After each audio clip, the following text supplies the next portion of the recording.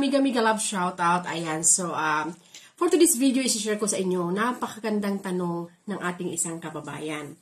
Ang tanong niya, kabayan, ay kung pumunta daw siya dito sa Romania, ay kung hindi niya magustuhan ng amo, pwede daw ba siyang umalis agad? So, by the way, my name is Lisa. I am from Philippines. I am currently living and working in Romania. Alam niyo, parati ko itong sinasabi.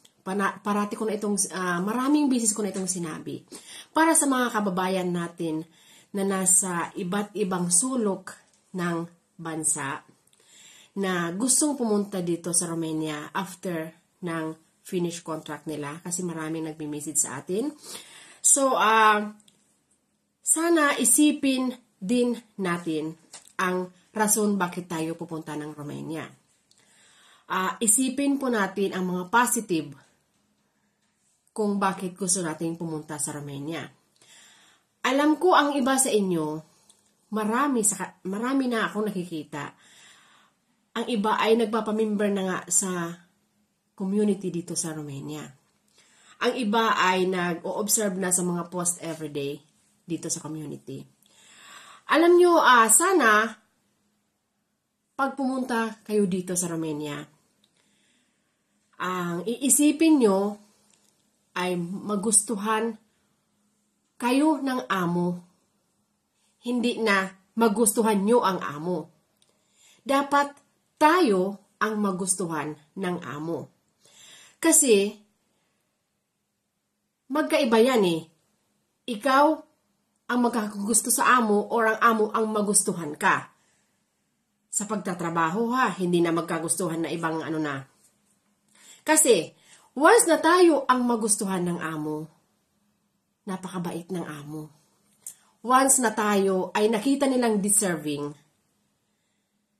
napakabait ng amo at maganda talaga ang trato nila sa atin, di ba? Huwag nating iisipin na pag hindi ko nagustuhan ng aking amo, aalis ako agad. Hindi. Kasi, sinabi ko na nga ito so many times, kinuha tayo ng ating amo sa Pilipinas. Ginastusan tayo ng ating amo.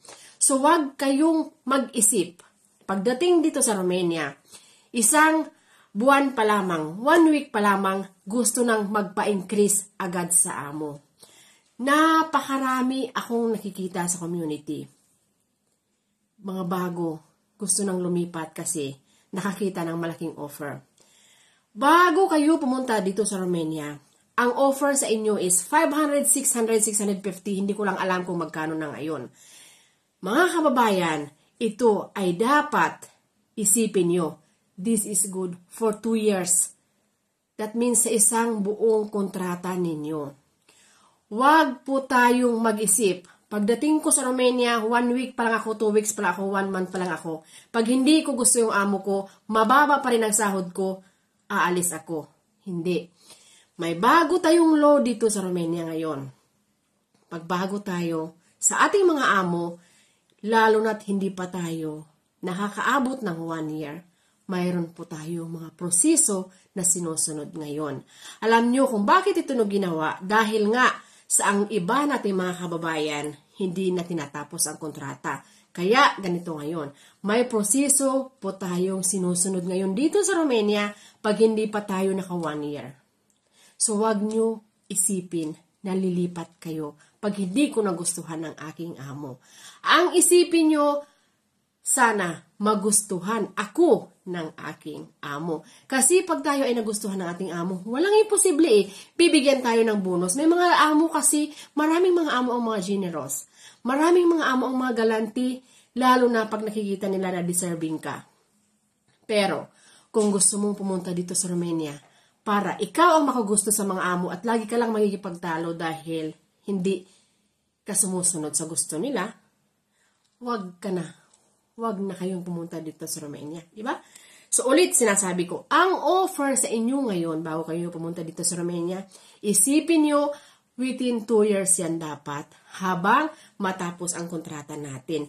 Pagkatapos ng kontrata natin, doon po tayo mag-demand. Okay? So, sana po makatulong. Hindi po ito para sa akin, para sa inyo po ito. Para sa ating lahat. para po lagi tayong may peace of mind. Kasi alam nyo kung maganda ang relasyon natin sa ating mga amo, lagi tayong may peace of mind. Kasi alam natin na nandyan sila lahat, nandyan sila palagi pag kailangan natin sila.